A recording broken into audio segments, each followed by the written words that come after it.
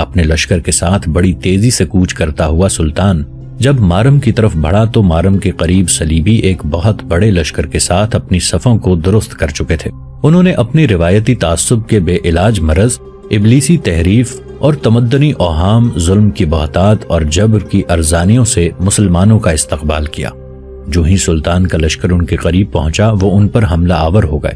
مارم کی طرف بڑھتے ہوئے سلطان اپنے لشکر کی ترتیب درست کر چکا تھا، اس لیے کہ اس کے وقائے نگار، اس کے مخبر اور نقیب بڑی تیزی، بڑی دیانتداری، بڑے خلوص کے ساتھ کام کر رہے تھے اور انہوں نے مارم کے لشکر کی پوری نقل و حرکت سے انہیں آگاہ کر دیا تھا۔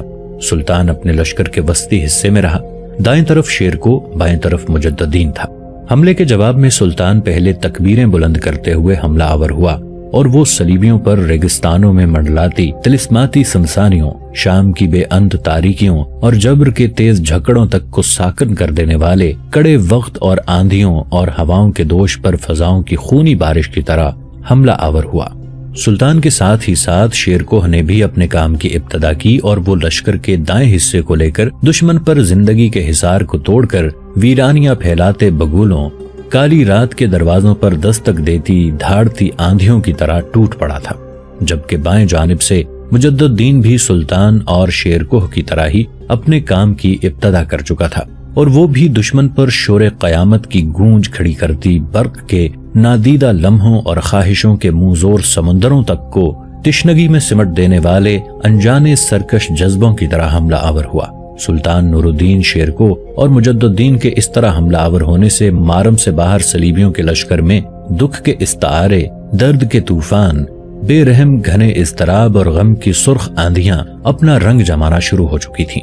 میدان جنگ میں قہر شور کی آتشی صداؤں نے، لاوے کی اگلتی ندیوں، بے کراں صحراؤں کی ویرانی اور رگ رگ میں چپ جانے والے خوف نے ہر چیز کو اپنی لپیٹ میں لینا شروع کر دیا تھا۔ سلطان نور الدین زنگی، شیرکوہ اور مجددین کے علاوہ شمس الدین خلتخ، نجم الدین، فخر الدین مسعود اور اسامہ بن مرشد نے کارہائے نمایاں سر انجام دیے۔ اسامہ بن مرشد سے متعلق مورخین لکھتے ہیں کہ یہ شیزر شہر کا رہنے والا تھا اور وہاں کے حکمران خاندان بنو منقد سے تعلق رکھتا تھا اور پہلی صلیبی جنگوں کے سورماؤں میں سے ایک تھا۔ مورخین یہ بھی لکھتے ہیں کہ اس کی ایک خود نوشت داستان بھی ہے جو 1884 عیسوی میں چھپ چکی ہے اور اس کتاب کا نام الاعتبار ہے۔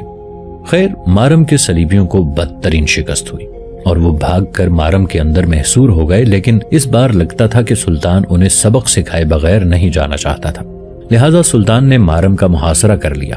اپنے لشکر کے اس نے کئی حصے کیے، ایک حصہ اپنے پاس رکھا، دوسرا شیرکوہ، تیسرا مجددین، چوتھا شمس الدین، پانچواں خطاب، چھٹا فخر الدین مسعود، ساتواں اسامہ بن مرشد اور آٹھواں نجم الدین کی کمانداریوں میں دیتے ہوئے سلطان نے ان چھوٹے چھوٹے حصوں کے ذریعے مارم شہر کا پوری طرح محاصرہ کر لیا۔ اس طرح مارم کے چاروں طرف سے مختلف سپہ سالاروں کی کمانداری میں سلطان نے حملہ آور ہونے کا حکم دے دیا۔ یہ حکم ملتے ہی مارم کی فصیل پر چاروں طرف سے ایک خونی انقلاب اٹھ کھڑا ہوا۔ تابڑ توڑ حملے شروع ہو چکے تھے۔ مارم اور صلیبیوں نے یہ اندازہ لگا لیا تھا کہ وہ ان حملوں کا مقابلہ نہیں کر سکیں گے۔ ساتھ ہی وہ یہ بھی سوچنے لگے کہ اگر انہوں نے فصیل کے ایک حصے کا بھرپور دفاع کیا تو مسلمانوں کے لشکری جو فصیل کے چاروں طرف پھیلے ہوئے ہیں کسی ایسے حصے سے فصیل پر چڑھنے میں کامیاب ہو جائیں گے جہاں صلیبیوں کی تعداد کم ہوگی اور جہاں ان میں کمزوری کے آثار ہوں گے۔ یہ صورتحال ان کے لیے بڑی اضطراب انگیز تھی، لہٰذا انہوں نے صلاح مشورہ کرنے کے بعد صدمی کی طرف صلح کا پیغام بھجوایا۔ صلح کا پیغام آنے کے بعد صد خان نے اپنے لشکر کو سمیٹ دیا اور ایک طرف پڑاؤ ڈال لیا۔ پھر صلح کی گفت و شنید ہوئی۔ مارم کے صلیبیوں نے اپنی شکست کو تسلیم کیا اور 50,000 دینار سرخ تاوان جنگ دینے قبول کیے۔ اس طرح مارم کے صلیبیوں کو بدترین شکست دینے اور ان سے تاوان جنگ وصول کرنے کے بعد سلطان اپنے لشکر کے ساتھ حلب کی طرف کوچ کر گیا تھا۔ ابلیس کا نصرانی حکمران کونٹ ایمنڈ ایک روز اپنے قصر میں بیٹھا ہوا تھا کہ اس کے چوبدار نے ایک شخص کو اس کے سامنے پیش کیا۔ اس شخص نے جھک کر ایمنڈ کو تعظیم دی۔ اس کمرے میں بیٹھے ایمنڈ کے عمائدین پر ایک گہری نگاہ ڈالی، پھر وہ ایمنڈ کی طرف دیکھنے لگا۔ کچھ کہنا چاہتا تھا کہ ایمنڈ نے اسے مخاطب کرنے میں پہل کی۔ مجھے بتایا گیا ہے کہ ہم مسلمانوں کے علاقوں میں اپنے حواریوں کے متعلق پوری آگاہی رکھتے ہو۔ تمہیں یہاں بلانے کا مقصد تم سے کچھ اطلاعات حاصل کرنا ہے۔ تم دیکھ رہے ہو کہ کئی برس سے نصرانی دنیا کو مسلمانوں کے سلطان نور الدین زنگی کے ہاتھوں شکستوں کا سامنا کرنا پڑ رہا ہے۔ اس سلسلے میں نصرانی دنیا کی شکستوں کا داغ دھونا چاہتا ہوں۔ میں نے مسلمانوں کے سلطان کے خلاف جنگ کی تیاری شروع کر رکھی ہے۔ جو ہی اپنی عسکری تیاریوں کی تکمیل کر لوں گا، میں خم ٹھونک کر نور الدین کے سامنے آؤں گا، اور مجھے امید ہے کہ میں اسے ذلت آمیز شکست دینے میں کامیاب ہو جاؤں گا۔ میں تم سے یہ اطلاعات حاصل کرنا چاہتا ہوں کہ عیسائی دنیا کے خلاف نور الدین زنگی کی ان لگاتار فتوحات کا راز کیا ہے؟ اس کی سلطنت کے کئی لوگ اسے کیوں بے پناہ محبت کرتے ہیں؟ اپنی زندگی کا بیشتر حصہ اس نے جنگوں میں اپنے مرکزی شہر سے باہر گزارا ہے، پھر کیوں اس کے خلاف نصرانی دنیا کی طرح بغاوتیں نہیں ہوتی؟ یہاں تک کہنے کے بعد ایمنڈ جب خاموش ہوا تو آنے والے کے چہرے پر ہلکی سی مسکراہٹ نمودار ہوئی۔ پھر وہ ایمنڈ کی طرف دیکھتے ہوئے کہنے لگا، کونٹ، اگر میں جان کی امان پاؤں تو یہ کہوں کہ جو کچھ آپ مجھ سے پوچھ رہے ہیں اسے میں دروغ گوئی کی بنیاد بنا کر بیان کروں گا، یا جو کچھ میں نے دیکھا ہے اسے حقیقت اور سچ پر رہتے ہوئے کہوں۔ ایمنڈ مسکرایا اور کہنے لگا، دیکھو، میں تمہارے منہ سے سچائی سننا چاہتا ہوں، اور اس کی روشنی میں مسلمانوں کے خلاف اپنی جنگی تیاریوں کو آخری شکل دینا چاہتا ہوں۔ مسلمانوں کے سلطان میں جو اچھی بات ہے اسے بھی بیان کرو، اس میں جو خامیاں ہیں اسے بھی کہو۔ اگر تم اس کی اچھی بات کہو گے تو میں ناراض نہیں ہوں گا۔ فکر مند نہ ہو، بس جھوٹ مت بولنا، دروغ گوئی سے کام مت لینا، سچ کہو، میں تمہارے منہ سے سچ ہی سننا پسند کروں گا۔ اس پر وہ شخص ایمنڈ کو مخاطب کرتے ہوئے کہہ رہا تھا، عظیم بادشاہ، مسلمانوں کے سلطان کی کامیابی کی سب سے بڑی اور پہلی وجہ اس کا عدل و انصاف ہے، جس کی بنا پر وہ اپنی رعایا میں بڑا مقبول ہے۔ لوگ اسے ملک العادل کہہ کر مخاطب کرتے ہیں۔ انصاف کرتے وقت وہ کسی قسم کی رعایت اور جانبداری کی گنجائش نہیں رہنے دیتا۔ اس کا وسیع نظام عدل اتنا ہماگیر اور مؤثر اور بہترین ہے کہ ظالم، خواہ وہ کتنی ہی اونچی حیثیت کا مالک کیوں نہ ہو، وہ سزا سے بچ نہیں سکتا۔ اس نے انصاف کے لیے باقاعدہ ایک محکمہ بنا رکھا ہے جس کا نام دارالکشف ہے۔ اس دارالکشف کے تحت مختلف شہروں میں چھوٹی چھوٹی عدالتیں بھی ہیں۔ اس دارالکشف میں مسلمانوں کا سلطان ہفتے میں 2 بار اجلاس کرتا ہے۔ اس اجلاس کی صدارت بھی خود ہی کرتا ہے، ساتھ سنتا ہے اور خود ہی فیصلہ صادر کرتا ہے۔ اس کے فیصلے ایسے عادلانہ اور منصفانہ ہوتے ہیں کہ ان فیصلوں کے کسی بھی پہلو پر انگلی رکھنے کی گنجائش نہیں رہتی۔ اس کے اس دارالکشف میں کچھ مقدمات برائے ڈاک بھی دیے جاتے ہیں، اور کچھ ماتحت عدالتوں کے فیصلے بھی اس کے پاس پہنچتے ہیں۔ اس کے ملک کے چپے چپے میں چھوٹی عدالتوں کا جال بچھا ہوا ہے۔ ان کے سربراہ اعلیٰ صلاحیتیں رکھنے والے اور انتہائی پرہیزگار قاضی ہوتے ہیں، جن کا تقرر مسلمانوں کا سلطان خود کرتا ہے۔ مسلمانوں کا سلطان عدل اور انصاف کے معاملے میں اگر کسی قاضی میں کمی اور کوتاہی پاتا ہے تو اسے اپنے سامنے طلب کرتا ہے اور نہایت سختی سے محاسبہ کرتا ہے۔ سلطان سفر میں ہو یا حضر میں، اس دارالکشف کے اجلاس پابندی سے کرتا ہے۔ عدل و انصاف کے معاملے میں سلطان کسی بڑی سے بڑی شخصیت سے مطلق رو رعایت نہیں کرتا، حتیٰ کہ اپنے قانون عدل سے اس نے اپنی ذات کو بھی مستثنا نہیں رکھا ہوا۔ اگر کبھی کوئی ایسا موقع پیش آتا ہے جس میں اس کی حیثیت مقدمے کے ایک فریق کی سی ہوتی ہے تو یہ ایک عام آدمی کی طرح قاضی کی عدالت میں پیش ہو جاتا ہے اور اپنے ساتھ کسی قسم کے امتیازی سلوک کی قطعاً امید نہیں رکھتا اور نہ ہی اجازت دیتا ہے۔ مسلمانوں کے سلطان کے دارالکشف کے دروازے پر کوئی دربان، کوئی چوبدار نہیں ہوتا۔ ہر شخص بلا روک ٹوک انصاف کے حصول کے لیے اس تک پہنچ سکتا ہے، اپنی فریاد براہ راست اس تک پیش کر کے انصاف کا طالب ہو سکتا ہے۔ اے بادشاہ، مسلمانوں کے سلطان کی ہمارے خلاف کامیابی کی پہلی وجہ یہ ہے کہ وہ انصاف پسند ہے۔ اس کی دوسری وجہ اس کی شجاعت اور مردانگی ہے۔ مسلمانوں کا سلطان اپنے دور کے انتہائی جرت مند اور دلیر انسانوں میں شمار کیا جاتا ہے۔ اس کی بے مثال شجاعت، ہمت اور جرت کا یہ عالم ہے کہ ہر میدان رزم میں وہ اگلی صفوں میں ہوتا ہے اور کوئی بڑے سے بڑا خطرہ بھی اس کے عزم کو تبدیل نہیں کر سکتا۔ اس کے علاوہ سلطان کی کامیابی کی تیسری وجہ اس کی شرافت ہے۔ وہ ایک انتہائی شریف النفس انسان ہے۔ وہ ابھی اپنے لشکریوں کو وحشیانہ لوٹ مار کرنے کی ہرگز اجازت نہیں دیتا۔ دشمن کو تکلیف اور غم کے عالم میں دیکھتا ہے تو اپنا حملہ ملتوی کر دیتا ہے۔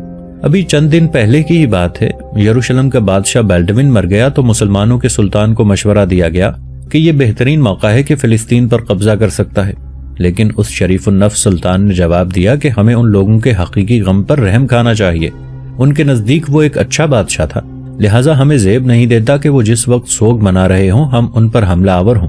وہ شخص کچھ دیر رکا اور پھر اپنا سلسلہ جاری رکھتے ہوئے کہہ رہا تھا، اے بادشاہ، مسلمانوں کے سلطان کی کامیابیوں کی ایک وجہ اس کی قناعت بھی ہے۔ وہ کوشش کرتا ہے کہ اپنے خرچ کے لیے بیت المال سے کچھ نہ لے، بلکہ جنگوں کے دوران مال غنیمت میں سے اسے جو حصہ ملتا ہے اس پر گزر بسر کرتا ہے۔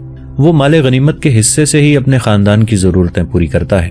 میں نے سن رکھا ہے کہ اس کی ذاتی جائیدادیں ہومس شہر میں صرف 3 دکانیں ہیں جو اس نے کچھ دکانداروں کو کرائے پر دے رکھی ہیں، اور اسی آمدنی سے وہ گزر بسر کرتا ہے، اور وہ یہ رقم اپنی بیوی کو دے دیتا ہے، اور وہ نیک خاتون اس قلیل رقم میں بڑی مشکل سے گھر کا خرچہ چلاتی ہے۔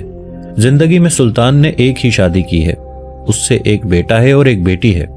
میں نے سنا ہے کہ اس کی بیوی نے ایک دفعہ اس سے شکایت کی کہ آپ جو کچھ مجھے گھر کے خرچے کے لیے دیتے ہیں اس سے گھر کا خرچہ مشکل سے پورا ہوتا ہے، اس لیے میرے خرچے میں کچھ اضافہ کر دیا جائے۔ اے بادشاہ، جانتے ہو اپنی بیوی کے اس مطالبے پر مسلمانوں کے سلطان نے کیا جواب دیا تھا؟ اس نے کہا تھا، میرے پاس ہومس کی 3 دکانوں کی آمدنی کے سوا کچھ بھی نہیں ہے، تم کو اسی آمدنی پر گزر اوقات کرنا ہوگی۔ خدا کی قسم، میں تمہاری خاطر اپنے پیٹ کو دوزخ کی آگ سے نہیں بھروں گا۔ اگر تمہارا یہ خیال ہے کہ میرے قبضے میں بڑے بڑے ملک اور ان کے خزانے ہیں تو سمجھو کہ یہ سب کچھ مسلمانوں کا ہے، میں تو صرف ان کا خزانچی ہوں۔ مجھے ہرگز یہ اختیار نہیں کہ حکومت کے خزانوں کو اپنی ذات اور اپنے اہل و عیال کے لیے خرچ کروں، یہ تو دشمنوں کے خلاف جہاد اور مسلمانوں کی بہبود کے لیے وقف ہے۔ ہومس کی 3 دکانیں میں تمہیں دیتا ہوں، تمہیں اختیار دیتا ہوں کہ خواہ انہیں فروخت کر ڈالو یا ان کا کرایہ وصول کرتی رہو۔ سنا ہے کہ سلطان نور الدین زنگی کی بیوی بھی ایسی باخدا خاتون ہے کہ وہ سلطان کا جواب سن کر خاموش ہو گئی اور پھر کبھی بھی اس نے اپنا خرچہ بڑھانے کا مطالبہ نہیں کیا۔ اے بادشاہ، مسلمانوں کے اس سلطان کی کامیابی کی ایک بڑی وجہ اس کی سادگی ہے۔ مسلمانوں کا سلطان ایک درویش صفت انسان ہے، تکلفات سے اجتناب کرتا ہے اور شاہانہ کر و فر اور دوسرے ہر قسم کے تکلفات سے کلی اجتناب کرتا ہے۔ خلوت اور جلوت ہر جگہ اس کی زندگی انتہائی سادہ ہے۔ اس نے ساری زندگی سونا، ریشم اور ہیرے جواہرات استعمال نہیں کیے اور اہل و عیال کے خرچ کے لیے بیت المال سے ایک جبہ تک نہیں لیتا۔ اس کی خوراک بھی سادہ ہے، دسترخوانوں پر اکثر جو کی روٹیاں اور کبھی گیہوں کی خمیری روٹیاں اور گوشت ہوتا ہے۔ اگر روٹی میسر نہیں ہوتی تو مسلمانوں کا سلطان ابلے ہوئے گوشت اور سرکے پر اکتفا کرتا ہے۔ اس نے کبھی یہ گوارا نہیں کیا کہ بیت المال سے رقم لے کر بہترین کھانے کھائے۔ اس کے علاوہ مسلمانوں کے سلطان نے اپنی رہائش کے لیے چند کمرے مختص کر رکھے ہیں جو ہر قسم کی آرائش اور تکلفات سے آری ہیں۔ نہ ان میں قیمتی قالین ہیں، نہ سونے چاندی کے ظروف۔ انہیں دیکھ کر کسی کو یہ گمان تک نہیں ہوتا کہ یہ عظیم الشان فرمانروا کی رہائش گاہ ہے۔ عام بادشاہوں کے برخلاف مسلمانوں کے سلطان کو رنگ رلیوں سے نفرت ہے۔ میدان جنگ میں کوئی شخص ایک عام سپاہی اور اس میں امتیاز نہیں کر سکتا۔ جو لباس معمولی سپاہی کا ہوتا ہے وہ سلطان کا بھی ہوتا ہے، اور جو ہتھیار ایک عام سپاہی استعمال کرتا ہے ویسے ہی ہتھیار مسلمانوں کا سلطان بھی استعمال کرتا ہے۔ یہاں تک کہنے کے بعد وہ شخص رکا۔ اس کے بعد ایمنڈ کو مخاطب کرتے ہوئے دوبارہ کہہ رہا تھا، مسلمانوں کے سلطان نور الدین زنگی کی عسکری تربیت بھی اوروں سے مختلف اور عجیب ہے۔ اس کا جو لشکر ہے اس کے فرائض صرف جنگ اور لڑائی تک محدود نہیں، بلکہ ملک پر جب آفات سماوی نازل ہوتی ہیں تب بھی مصیبت زدوں کی ہر ممکن مدد کرنا اس کے لشکریوں کے فرائض میں شامل ہے۔ وہ اپنے لشکریوں کی بہترین دیکھ بھال کرنے والا ہے اور انہیں اپنی روزی رزق کی طرف سے بالکل بے فکری ہوتی ہے۔ اس نے یہ بھی حکم جاری کیا ہوا ہے کہ جنگ میں اگر کوئی عسکری کام آ جائے یا کسی اور حادثے میں فوت ہو جائے تو اس کی جگہ اس کے بیٹے کو لشکر میں لے لیا جائے، اور اگر مرنے والے کا کوئی بیٹا نہ ہو یا وہ چھوٹی عمر کا ہو تو اس کے کسی قریبی عزیز کو اس کی جگہ لشکر میں جگہ دی جاتی ہے۔ جب کسی لشکری کے ہاں بیٹا پیدا ہوتا ہے تو سرکاری کاغذات میں اس کے نام کا اندراج کیا جاتا ہے اور اس کی پرورش اور تربیت کے لیے سلطان کی طرف سے باقاعدہ وظیفہ مقرر کیا جاتا ہے۔ اس کے علاوہ اس نے جو مسلمانوں کے اندر اتحاد قائم رکھنے کی علامت قائم کی ہے وہ یہ ہے کہ اس کے لشکر کا جھنڈا عباسی خلفاء کی طرح سیاہ ہے اور اس میں انہوں نے کلابتون سے اپنا کلمہ لکھا ہوا ہے۔ مسلمانوں کے سلطان کی ایک عجیب و غریب بات یہ ہے کہ اس کے جنگ کرنے کا طریقہ بھی مختلف ہے۔ اے بادشاہ، ہمارے ہاں ہی نہیں بلکہ دیگر مسلمانوں کے ہاں بھی یہ طریقہ رائج رہا ہے کہ جنگ کے وقت لشکر میں طبل بجتے ہیں اور نقارے بجائے جاتے ہیں، لیکن سلطان نور الدین زنگی کا یہ طریقہ کار نہیں ہے۔ اس نے اپنے لشکر میں طبل اور جنگی باجوں کے بجانے کی ممانعت کر رکھی ہے اور اپنے لشکر کو وہ اپنے قرون اولیٰ کے مجاہدین کی طرح تکبیروں سے لڑتا ہے۔ جب تک وہ تیسری یا چوتھی تکبیر نہیں کہتا اس کے حکم کے مطابق اس کے لشکری حملہ آور ہونے کے لیے پیش قدمی نہیں کرتے۔ اکثر لڑائیوں میں وہ اپنے لشکر کی قیادت خود کرتا ہے۔ جب کسی جگہ وہ خود نہ جا سکتا ہو تو لشکر کی کمانداری کسی متقی اور آزمودہ کار سالار کو دیتا ہے اور خود اسے رخصت کرتا ہے۔ رخصت کرنے سے پہلے اسے جنگی تدابیر اور عدل و انصاف سے کام لینے کا حکم بھی دیتا ہے۔ اس کے علاوہ سلطان کا اپنا لشکریوں کے ساتھ سلوک انتہا درجے کا مشفقانہ ہے۔ اکثر وہ زخمی اور بیمار لشکریوں کی تیمارداری اور عیادت کے لیے خود جاتا ہے۔ اس نے حکم جاری کر رکھا ہے کہ ہر سالار اور لشکری کو ایک خاص مدت کے لیے مناسب وقت کی رخصت دی جائے تاکہ وہ کچھ دن اپنے اہل و عیال میں گزارے۔